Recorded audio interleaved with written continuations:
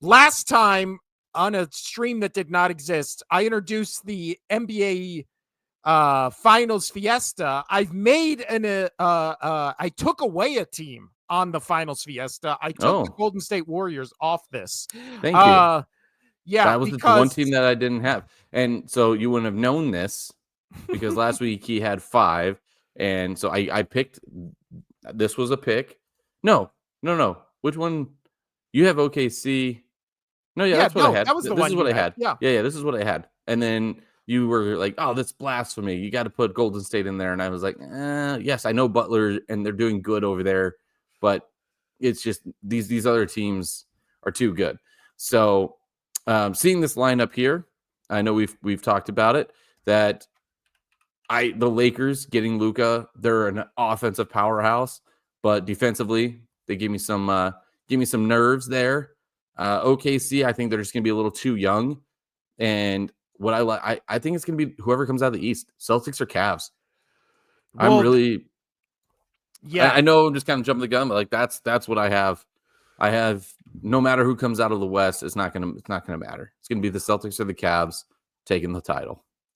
Well, and the crazy thing is, since Thursday when we last talked, the Cavaliers have been they went on a 4-game losing streak, losing to the Magic, the Clippers, the Kings, and the Suns, and then they just beat the Jazz to end their losing streak. But just that little losing streak alone dropped them now to 4.5 games back with 11 games to go left in the season. So the Celtics, especially, they haven't faltered really all season, especially for an extended period like the Cavs did. And I mean, in the NBA, an extended period can mean as little as 4 games.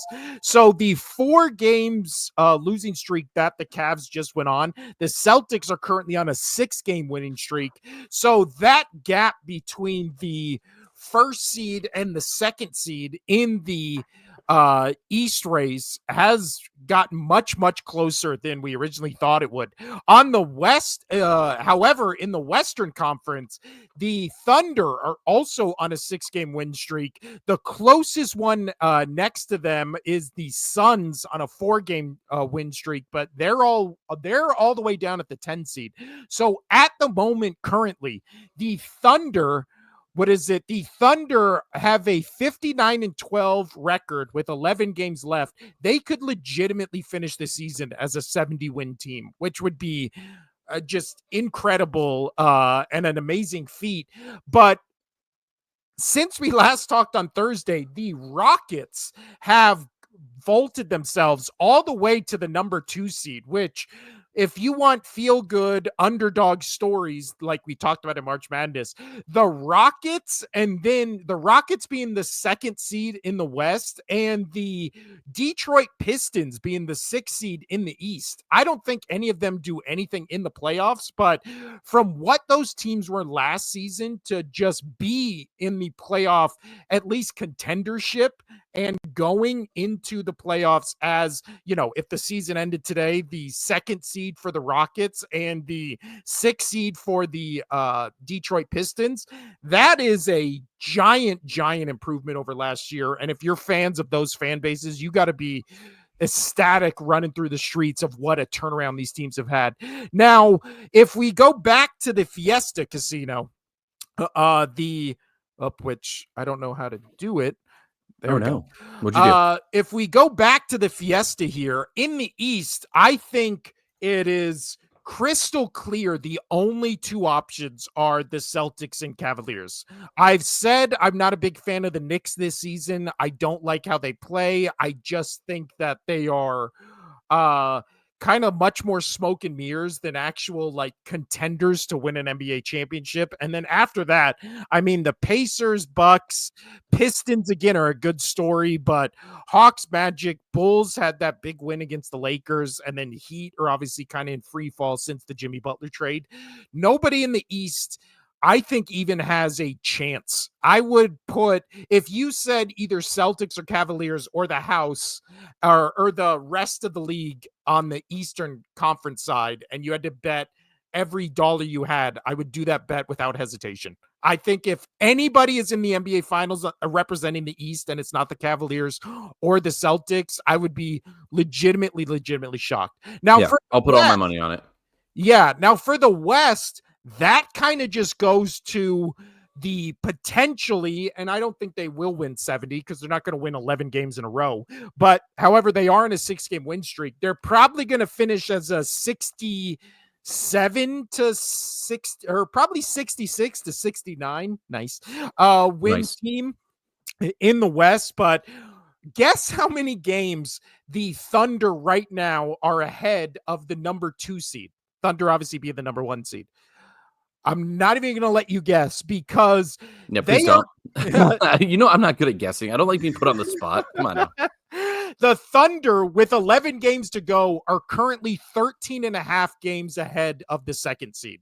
So Shai Gilgeous-Alexander, I still think Nikola Jokic is the best player in the world, but SGA is going to win the NBA MVP, rightfully so. And the Thunder are going to go, if they continue with this momentum, are going to go into the NBA Finals, or I'm sorry, NBA playoffs as, I mean, everyone's picked to get to the finals. They're mine right now. A Thunder's Cavaliers finals is the most likely option right here. But then you have Casino.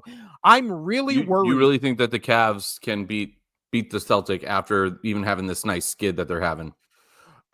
No. And this is what I'm worried about. I want to see a Cavs Thunder finals because it'll be fresh, it'll be new No, faces, all that it's kind gonna of be stuff. Celtics Lakers.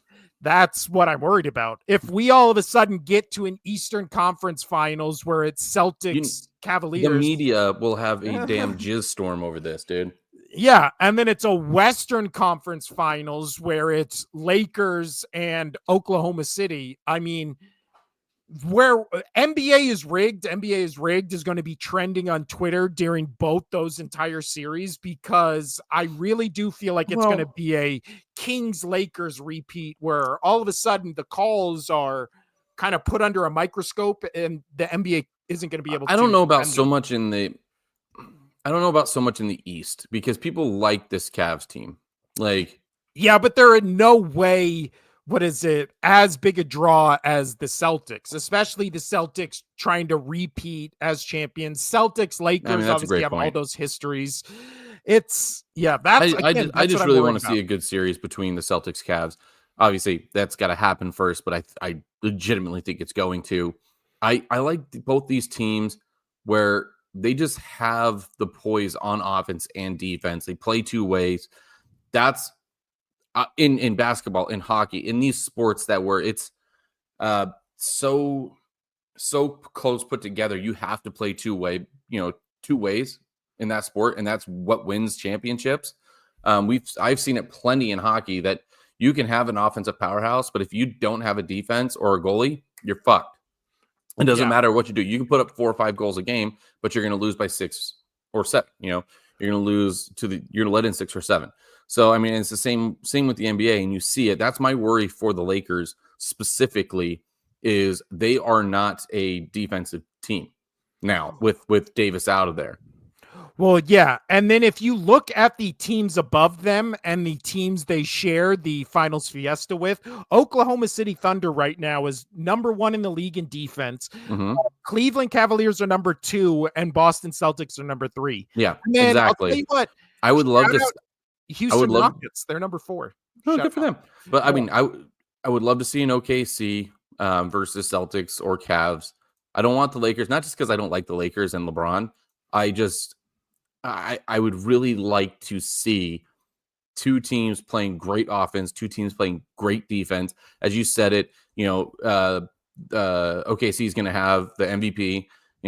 That's that's drawing. You have that plus the number 1 defense going into the finals versus a team who's trying to repeat, or the young Cavaliers team that is shocking the world. That either way, that's going to be a great setup. I know the Lakers will bring in more media and all of that because it's LeBron, it's Lucas, the trade, everything that happened. But I don't think it's going to be as detrimental as people might think, not having the Lakers in there, or Lakers Celtics. just because you would have an MVP with the OKC, and you'd have top tier defenses, whether it's OKC, Celtics, or the Cavs. So I mean, it's going to be fun basketball, and I think this is going to be a really good playoffs when it comes to the conference finals and on. Yeah, and I think you hit the nail right on the head when it comes to talking about the Cavaliers and the Thunder, because last year we had this worry about the Cavs where they were too young of a team, too inexperienced of a team, and then it kind of bit them in the ass in the finals, or not in the finals, in the playoffs, I mean. And that's the worry with the Thunder this year, which is just very young team. SGA, has kind of had his first year as legit superstar.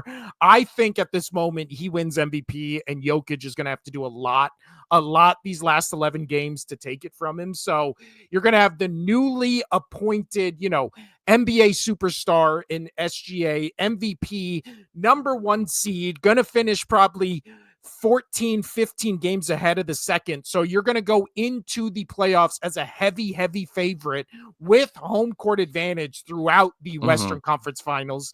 And then, all of a sudden, if it's game 6 and the series, you're down 3-2 and it's the Lakers and it's LeBron and Luka, then all of a sudden that becomes a thing where it's like, how does this young team respond? How does SGA respond? But right. And I think the Cavs, after the Cavs being good this year and doing what they did to start off this season, that shut up all the possible criticism of, oh, they were good, they were young, but they're not going to be able to sustain and do this, the next season and years on. They said, no, fuck that. We are still legitimate. We'll figure out the playoffs. We're still figuring out our team, and we're going to be better next year. And they are much better. They are so good. Yeah. And Evan Mobley, and what is it? Oh my God, how am I blanking on his name? I don't know the players as much as you do. The guy I literally always talk about, Donovan Mitchell. There it is. Sorry, Donovan Mitchell. They're a fun team to watch. Again, the Thunder and the Cavs are the two. Not only are they the two best teams right now, at least record-wise, they're also two of the most fun teams to watch in the NBA. So that's always great. Two-way basketball. It's fun. It makes you excited. And then last but not least, and as you said, they're two of the younger teams in the league, and you like their explosiveness. They're there to play. They're not there to showboat or be like, hey, here's my superstardom. They're there to play basketball and get that stardom. That's what they're fighting for. And that makes it so much more compelling. I agree. And then last but not least on the Fiesta is the Lakers, who we have to talk about. The Celtics, I mean, we kind of already mentioned them. They're defending champs. They're probably the best team in the East, even though the Cavaliers are ahead of them. Tatum did just apparently Tatum just had an injury, but it should be all right. We'll see how that goes. Yeah. So when it comes to the Lakers, they are actually on a 3-game skid that started on Saturday against the Bulls, where if you look at the team defensive rankings right now, the Lakers are 7th in the league. And I think that is kind of fraudulent based on when you watch the Lakers play, because against the Chicago Bulls on Saturday, they lost 146-115, which is insane. My point. Yeah. Shout out Josh Giddey, who had 10 rebounds, 17 assists, and 15 points in 33 minutes. No minor feat. Get it, Josh Giddey? Minor feat. But he that was a great game. And then last night, not only do the Lakers get beat by a white guy, the very next night, 2 nights ago, they also get beat by another white guy, Casino. Franz Wagner puts up 32 points, 9 assists, 5 rebounds. So again, you get beat in the span of 3 days by Wagner and then by Josh Giddey. I can't, and you think you're going to go into OKC and beat them in a 7-game series? I just don't see it. But again, I'm scared. I don't see it, but I'm still scared because, again, everybody has watched basketball enough to know that when stuff like this happens, That Lakers LeBron team, owns the league. well, and then you put him on the Lakers, and yeah, I'm scared. But right now, the Thunder Cavs is still my dream matchup in the finals. It's still most likely chance to happen, but I'm still scared.